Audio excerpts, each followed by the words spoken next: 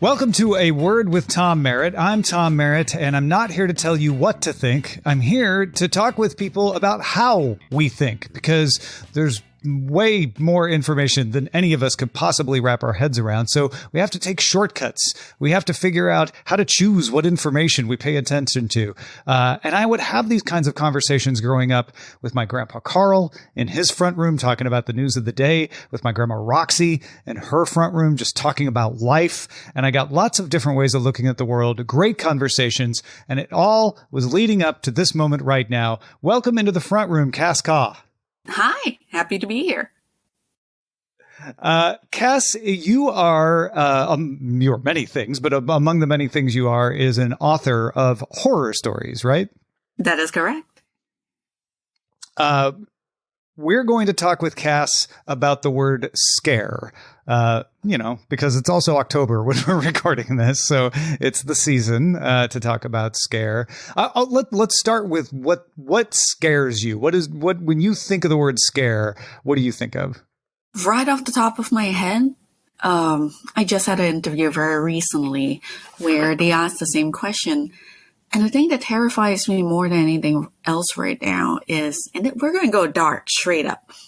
All right. It's just the thought of the Amazon burning. I grew up in Malaysia where for as long as I can remember, there were tropical rainforests wherever I could look. Everywhere you glance, you see the green hills. And as a kid, I took comfort in the idea that eventually humanity and all our issues and all our vanity would slowly be subsumed by the green again. And everything would be peaceful. Everything would be quiet. I was a very macabre child. I don't know why that brought me comfort, but it did.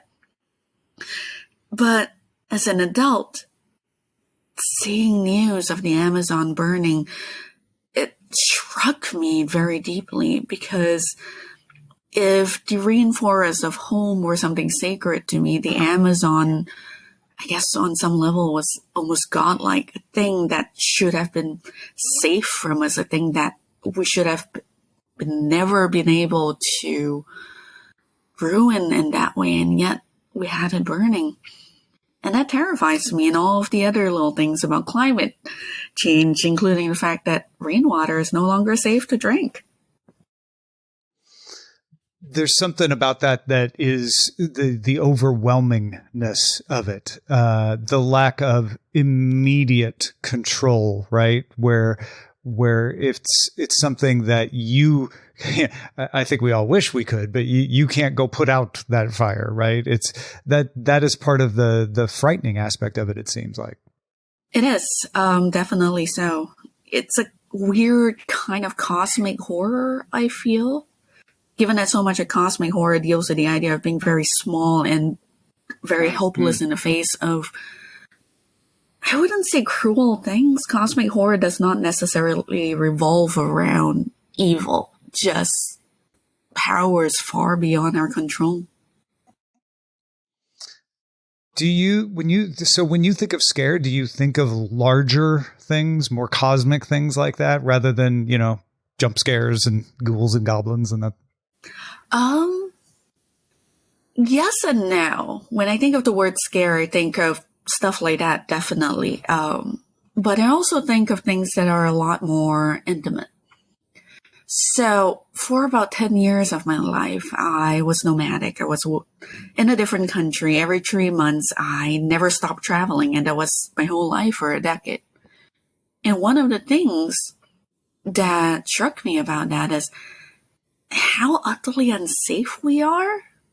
It's easy to think that the world is fine and structured and nothing wrong will ever happen to you if you're always located in a single place. That's what I found out when I was living in Montreal for 3 years.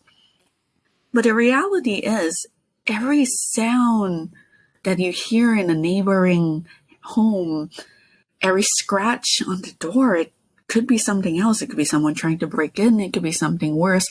We're just kind of weirdly conditioned to believe that it's not that bad. There is no such thing as something crawling over there. There is no satanic ritual happening, things like that. But also, sorry, I'm just going to finish that thought. On an even more intimate scale than that, what scares me as well is the human body. Similar principles here. We go through life believing that we're one cohesive whole. We don't really think about the fact that we are essentially tiny encysted wads of fat and electrical impulses, very hopefully moving our limbs around, and under our skin, under our bones, any number of things might be happening. There may be parasites slowly seeping and trying to break through the intestinal wall. There may be tumors growing. And we just don't know. And unless a doctor finds out, we will never know. And that scares me too.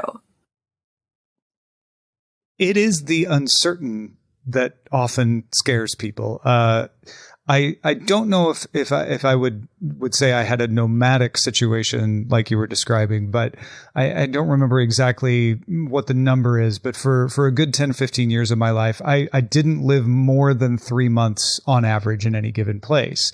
And when you're doing that, I know even with that amount of stability, which may be more than what you're talking about, every new place was getting used to what's there. You didn't know what the noises meant. You didn't know what was normal and what wasn't, and what you needed to pay attention to and be afraid of, and what you shouldn't. So I get that uncertainty, and what you're describing about with the human body is the same thing. I can't see it, and literally not just I can't see it because it's under my skin, but like it's too small to see. It's uncertainty, and maybe it's fine. There are some parasites that are beneficial, but not all of them. And so if you don't know, I guess that's what I'm circling around to, is it's the unknown. It's the uncertain and the unknown that I feel like is very scary. Yeah, I completely agree with that. If you kind of dissect all of the various fears that we have, it all ties to that ultimately. Just that lack of knowing, which is kind of interesting. Do you like being scared? Oh, that's an interesting question. Do I like being scared?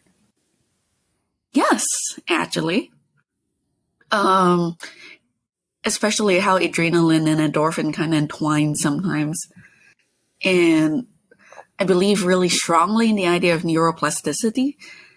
And I'd rather be scared than be bored, because there's nothing worse to me than looking back at my life and going, wow, where did those years go? And that actually randomly is, to add on to that first question, is something that scared me as well. For 10 years of my life, I traveled, I tried new things, I got into trouble, I got out of trouble. And I felt those 10 years. I felt them strongly every single month, every single week of it. But when I moved to Montreal and I settled down for a while, it shocked me. The first year vanished. I had no idea what had happened. Chunks of time had just blurred into the same routines, and that horrified me. So yeah, in a weird way, I kind of like being scared, because the alternative is just losing myself. Yeah, I think a lot of people enjoy certain types of being scared because of the adrenaline rush. Do you think there are different flavors of being scared, so to speak? Yes, there are definitely different flavors of being scared. I personally cannot deal with jump scares. They're quick, they're cheap, they don't cause any lasting traumatic effects, but oh my God, I cannot deal with them. Even if somebody tells me to the very second a jump scare is coming, I will still leap over the back of a couch and fall over. Don't like those. And then if we're talking about varieties of scares, you have that, and then you have deep existential dread, and that's a different flavor entirely. Something that just crawls under the skin and just stays there, just quiet, almost marine-like. Is that your least favorite kind of scare? Actually, no. I really cannot deal with jump scares. The rest of it, it's fine. Jump scares are the worst. Okay, I got it. I feel like My least favorite kind of scare, although I also don't love the jump scare because I agree with you. It feels kind of cheap. And it will still get me sometimes if I know it's coming and you're like, well, what was that for?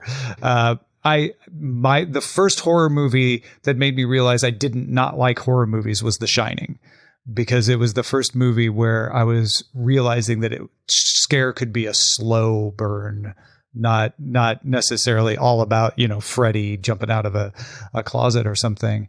But the scare I like the least is anxiety, which I don't know. Do you count that as scare? I absolutely count that as a kind of scare. Anxiety has a way of building into that spiral, like just this whirlpool, and you're dragged under, and all you can think about is that one thing you're fixated on. Yeah, that's definitely a terror. I have an anxiety disorder, and so it's my least favorite because when I come, I know it's not real. It's what I've learned to deal with. I'm like, oh, and it was only a couple of days ago that I had a very small panic attack, and I've gotten to the point where I'm annoyed by them. I'm not even scared by them anymore. It's more like, oh, okay, this is what my body decided to do today, and now I have to deal with it and keep reminding myself that I shouldn't let my thoughts attach to it, because it is just the fear. There's, in this case, not a real cause of it, or not a cause that I can do anything about. I really empathize with that. I'm actually a severe hypochondriac. And a few years ago, my brain latched onto the idea that I had a certain variety of, conjunctival cancer, something that rarely affects people of my age, coloration, and ethnicity. And I remember it got to a point where my brain would quietly insist on unfocusing my eyes, just to accentuate the idea that something was happening. And I'm the same as you. When it gets that bad, I'm just annoyed. I feel the fear, I feel the anxiety, but in the back of my head, I'm like, you're just doing it to yourself. Like, there is no point to this. But you just kind of still have to ride it out. And that is the most irritating thing in the world. So I'm really sorry here that you have a similar flavor of that. Yeah, likewise. It's no fun. Especially like you say, like you have to you have to remind yourself that you just have to ride it out. And sometimes you're like, is it over? Am I done with this one yet? Like, I think it's an example of an unproductive scare. I think what you were talking about earlier were productive scares that challenged you and made things memorable and that sort of thing. Do you think there are good and bad scares? Yes, absolutely. Let me take a moment to put my thoughts together on that. Jump scares are definitely unproductive scares, as we've discussed. They're just terrible. They're there to make you go, ah, and look very undignified in front of your friends. Productive scares, God, they challenge you, they push you. And there is, I think, this exhilaration, this sense of accomplishment, if you can just kind of nudge yourself over the last hurdle and throw yourself into a thing. Kind of like going dancing for the first time in public or singing in front of a crowd, that build up, that horror, that gasping anxiety, and then you push through. And at least to me, it almost feels like pressing through a membrane and coming out the other side. And that rush, the way that excitement cements and that sense of triumph. Yeah, there's definitely productive scares out there. Do you have an example of the most productive scare you ever worked through? Yes, actually. So before I did all the writing thing, I'm also a trained dancer. I ballroom Latin, I did belly dancing, I did popping, and I did that for about 7 or 8 years, I believe, before I ended up in New York for the first time. That was also where I ran out of money because Malaysian currency, it does not go far in New York. And because I was very young and I did not have enough disciplines, I ended up dancing on the streets for money. I went busking. And I remember that very first moment when a friend was like, all right, you're up. Just go dance in front of that crowd of commuters. And I was like, holy crap. This is the most terrifying thing I've ever done in my life. And I hung off a helipad just for fun. And I went out there and I started to dance. I took in those eyes. I took in the crowd. And I think that was the last time I was ever afraid of performing, and I was ever afraid of putting myself out there, because once you've walked into a crowd of hundreds not knowing how to react completely spontaneously, nothing else feels quite as bad. There are scares like that that you can eliminate. There are fears like that that you can conquer. Did you find yourself looking for others at any point to be like, well, I got rid of that one. Let me get rid of another one. Absolutely. I did a public speaking circuit for a few years just to see if I could do it. Sadly, I discovered I still hate public speaking, but I'm absolutely great at it. And one more that I'm currently navigating relates to what I said earlier. Like I have mentioned, I am a hypochondriac. Sometimes it's severe to the point of being absolutely crippling. The whole I can't get out of bed because I'm so afraid of my own body kind of thing. So I'm currently working with myself to deal with it by going to the doctor for small ailments that I know are absolutely going to be things in my head. Just little checkups. Little things here and there, just kind of to build up my confidence. It's starting to work. Not quite there yet, but one day. Well, good. I'm glad to hear that it's starting to work, and I wish you the best in overcoming that. I know those sorts of things, they're slippery. You know, they're hard to get hold of, and therefore harder to work through. Thank you so much. I think that being scared was important to me at one point. I went through different phases in my life. When I was really young, I didn't want to be scared. I think that's pretty natural, especially when you're, in your single digits.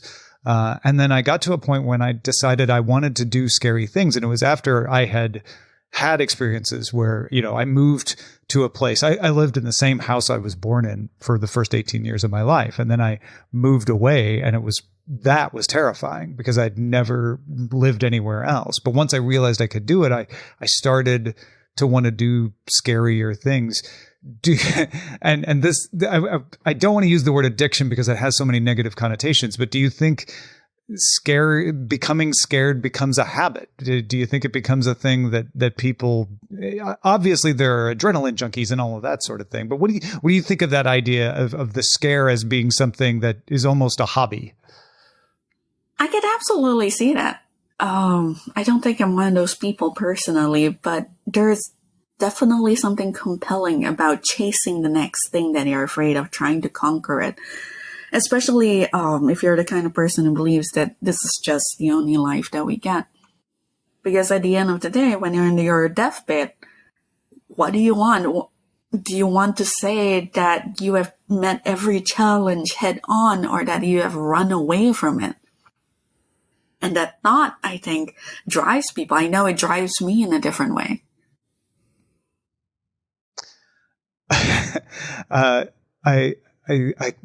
I wonder sometimes if being scared also helps people work through something. I know you're writing horror. What is it about horror that drew you to write those particular kinds of stories? Oh, that's interesting. Horror is, in a weird way, a sanctuary. It is a safe place. It is where you navigate the metaphors of your life, so to speak. Excuse me for sounding a little bit pretentious there. In every piece of horror media, there's something that is universally resonant. And going through a horror game, reading a horror book, or watching a horror movie, you get to place yourself in the face of that truth, that universal terror, and be assured that you can walk out the other side. So there's something really cathartic about that, I think. And what drives me to write it in a weird way is I want to offer that space to other people. I want people to be able to venture into my books, explore the same traumas, the same terrors, because, there's a lot of overlap for the human species. And know that you'll be safe coming out the other side. That's really interesting. I had never thought of horror as a sort of an armor, as something that you can wear and know you'll come out safe the other side. I love that. Kind of like running around in a simulation, huh? Yeah, right. I mean, I guess that's true. That is the appeal to any game that we play, is that it's a game, right? And the consequences are limited, and we know what they are. Uh-huh. Do you? Okay, so my wife doesn't like scary movies. She doesn't like horror, she says, but we often end up going to see them. We often end up at the haunted house that she said she absolutely didn't want to go to. I don't think it's because there's pressure not to like scary things. In fact, quite the opposite these days. Halloween seems to start earlier and earlier every year. Do you think there's something about denying that you want to be scared that makes the being scared more enjoyable? I mean, absolutely. That is applicable to everything. Nothing is more tempting than that little pint of ice cream in your freezer when you're like, I am not eating sugar for 2 weeks. Oh, and it becomes the most tantalizing, precious thing, and it just consumes you with desire. And I think that's applicable here as well in a slightly different way. And I think there's also... I wonder... sorry. Go ahead. There might be maybe a little element of human perversion here. We're always curious about the things we say we don't want to do. Otherwise, we would do them. Yeah, I think... I wonder if that's entwined in what makes being scared appealing to people, which is the forbidden fruit aspect of it, right? Yeah, I think so. Although that is just a fascinating way of phrasing it. Fear is the forbidden fruit. I think it's completely true. We are, I think, as a species, just built to avoid fear. It is how we run our lives. We touch fire for the first time, we jolt away and we go, oh, we're never going to do that again. But, wow. Sorry, I'm just struck by that thought. Yeah, there is something genuinely compelling about it. Yeah, I had never thought about that before until you were talking about it. So you kind of put that in my head. I wonder if there's something. I don't know. I wonder if there's any other examples of like something primal like fear, where we have fear, like you said, to learn. To avoid a threat, right? We're afraid of the tiger in the grass because that'll make sure that we run away and don't get eaten by the tiger. Are there other emotions or other feelings that are similar to that where we repurpose them? Lust, I think. We are a perverted species, especially if you look at the huge breadth of kinks that exists out there. And I think there's a similar draw there. Although I think with sex and lust, it's less about the biological safety and more societal upbringing. I think a lot of the world is very much affected by how Christianity swept across the globe and, what that teaches. So with kink or fetish, you look at those barriers, you look at what you're told, and you go like, wait a second, what if I did this or that? And in a similar way, I think kink allows you to explore trauma, the bad things that happen to you. It allows you to enter a space that might have felt unsafe before and examine your feelings, examine the depth of your fears or your wants, knowing that if you are in a good environment with a good partner or partners, you'll come out there the other side completely safe, because you negotiated it, you made sure it was consensual, and somebody who said, yes, these are all the parameters, this is what we'll do if you feel uncomfortable, if you need to stop, etc., etc. Yeah, there's that armor aspect of it as well, and I think there's a continuum between being scared and lust, certainly, and other emotions. Yeah, I completely agree with that as well. I think we could even extend that idea perhaps to, I don't know, rage. Going into a ring, fighting, picking up boxing, picking up martial art. For some people, it's wanting to learn self-defense. For others, it's the love of the field and the art. And then, like with my cousin, I know it's just therapy. He is a boxer because at the end of a long day at work, all he wants to do is beat up a bag. Well, that's what everyone says, right? You take out your frustrations in that way, in lots of different ways, but that is one example, one way. It is. It was absolutely true for me as well. When I found out my dad had died by suicide, the first thing I did was look at my mother and go, so tomorrow we are going to therapy. And she was like, what? I'm like, I cannot deal with this alone. We need a professional to assist me with this. So off we went to therapy. I got set up on that. Came home. And I was still this boiling cauldron of pain and anger and disappointment and all those things that kind of shows up when you find out news like that.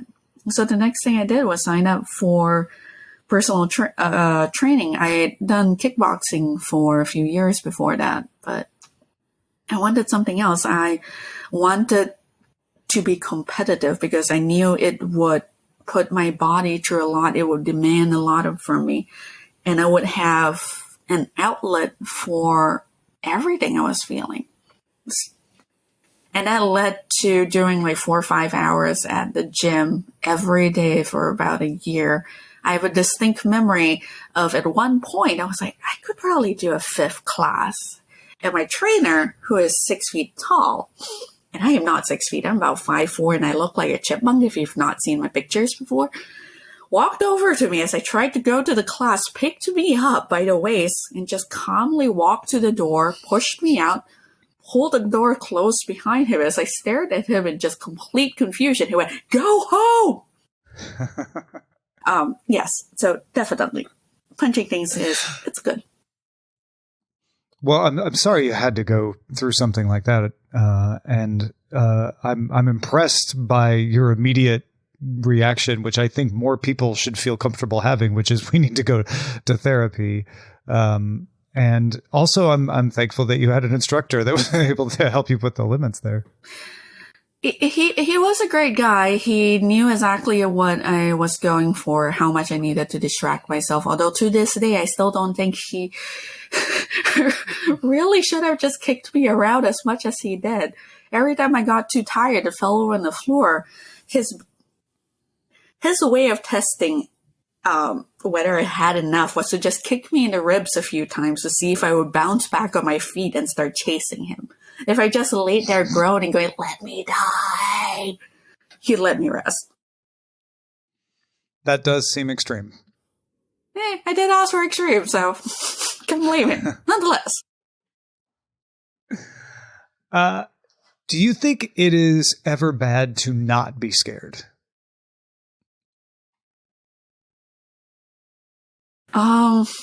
Yes, as somebody who has come out several near brushes with death or horrible bodily harm, there are days when you should let your fear speak for you. You mentioned dangling off of a helipad earlier. Was that an example of that? Oh, no. But the first time I decided to do the whole traveling thing, I was about 25 and desperate to make my name known in the video game industry. I'd written an article that no one had read, and I got into my head that the best way to convince people to read my articles or to pay attention to me was to go to all the game conventions in the West. Surely that was the first thing I had to do. So I took my life savings and I flew to San Francisco to crash on the couch of a friend who I'd met through World of Warcraft. I'd never seen his picture before. Obviously, everything's fine. We're having this conversation right now, but I'm very aware in a very different timeline, I'm dead. So that is probably a good example of when I should have probably let fear take over. I just got lucky. Right. So in other words, the story may have turned out all right, but it wasn't guaranteed to have turned out all right. Oh, absolutely not. Yeah. That said, I have made some very good friends through World of Warcraft. It's, there's a way to negotiate that process, right? There is.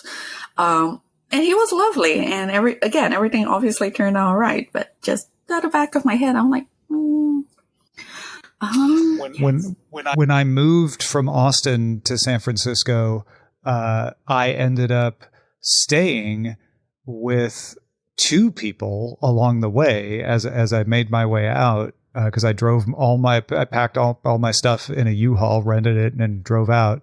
Actually, it was a Ryder truck. Not that matters. And I stayed with two people that I had only met on the internet. This was even before World of Warcraft. These are just people that I had met, on forums, on message boards. So yeah, I probably shouldn't have done that either. One of them in Tucson made me sleep locked on her porch because she was smarter than I was and was like, well, I don't know you, I'm willing to give you a place to sleep. And I was like, yeah, I totally understand. And thankfully she, was great. And we got to have a nice breakfast the next morning and chat about all the things that we chatted about on the message board in real life. And it turned out great. She didn't know that I wasn't going to do something crazy, and I didn't, thankfully for both of us. But yeah, there was a situation where she was a little scared, and it wasn't necessary, but maybe wise. Fear keeps us safe. It's not always what gives us the best result, but it is there to keep us safe. Well, I always like to finish these conversations with a little word game. Would you like to play along? Oh gosh, yeah. It's called This or That. I'll just give you two things, and you tell me which one you'd pick and why. Go for it. I'm nervous. All right. The first one is physical books or digital books? Digital books, definitely, hands down. While I do appreciate the smell and the feel of a physical book, I was a nomad for 10 years, and I'm also an avid reader. I am absolutely voracious in my reading, in fact. And for the first few years, it was just me lugging around far too many pounds of paperbacks. Like, oh God, how am I going to survive this? I have to walk how many miles to get to my new place? So when Kindles became a thing and they were affordable enough for me, I grabbed them and just never looked back. I can probably afford to have a physical library now, but old habits die hard. I actually prefer reading digital books, and I end up buying physical books when I like a book so much that I just want to have the representation of it now. But I'm with you. I much prefer having a digital book to carry around for exactly those reasons. It's nice to have a literal library that you can tuck away in your coat. Although I actually do the same with the physical books thing, especially if they're like cool special editions. Fast or slow zombies? Fast zombies, I just want to get it over with. Slow zombies, I know they're going to get me eventually. I don't know when, I don't know how, but it's going to happen because eventually they're going to overrun humanity. We're not bright enough to stop a zombie apocalypse. I love this question because I asked it. I think I've asked it to everyone I've played this game with, and every answer is different. I thought I would have to remove this question at some point because, how many times could someone answer it? And I always get a different answer. I've never heard that answer before. Awesome. Oddities flea market or punk flea market? Definitely punk flea market, despite the fact I, again, look like a chipmunk. I am very much a goth punk at heart. Have you been to a punk flea market? Not yet, and that's the other reason I chose that answer. I am definitely looking forward to finding my first one somewhere in New York City. Yeah, I think when I was looking up these questions, I think I found one in Long Island. So it's so far now. Somewhat close. I know, exactly. Ragnarok or Armageddon?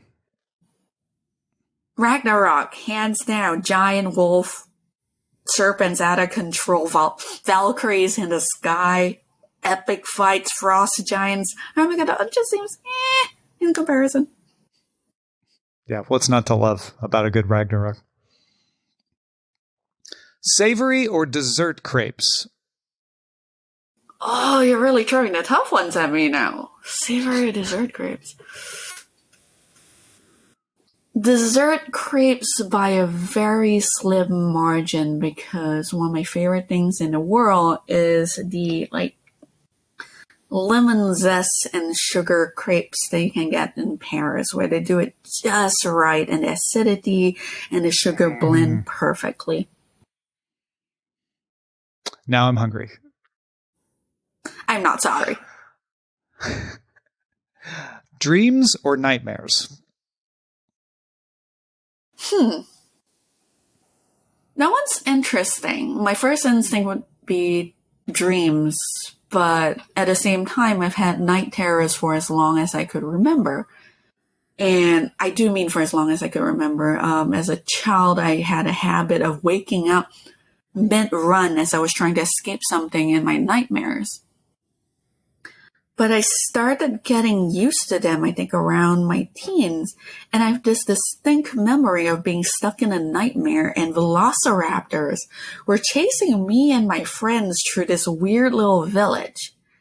And we were all fleeing. There was blood everywhere. There was gore. There was screaming. And for some reason, my dream self found itself going into a hut and just finding ammunition and guns everywhere. And I distinctly remember going, I can be scared of my nightmares forever, or I can deal with it. And I literally came out of that hut in my nightmare, guns blazing. And till today, I still have night terrors, but I'm dealing with them. And choosing dreams feels like letting them win. You know, now that you've explained that, I 100% agree with you. Does it feel like a kind of lucid dreaming? A little bit. Yeah, I guess it's a kind of lucid dream. It is. I never thought about it that way. I think I know the answer to this one, but I've been surprised before. So I'm going to ask it anyway. Dogs or cats? Cats. I have two absolutely enormous Maine Coons due to strange circumstances, and I love them. Absolutely. Before we started recording, because it's getting chilly in the autumn, Cass was telling me you were creating a blanket fort for the cats, right? They were just kind of curled up on the couch, fur poofed up, tiny, sad-looking fur balls. So I assembled blankets and cushions and just kind of wrapped them all. And I just leaned over to look at them, and they're still tucked into their weird little sofa bed. I'm a little jealous of the cats right now. They look really comfy, I have to say. I know. Sometimes I wish I was that small to be able to enjoy the world that way. Tea or coffee? Ooh. I can only choose one or the other? You could go for both. There's no rules. Let me think about it. You could put the tea in the coffee. Monster! Why would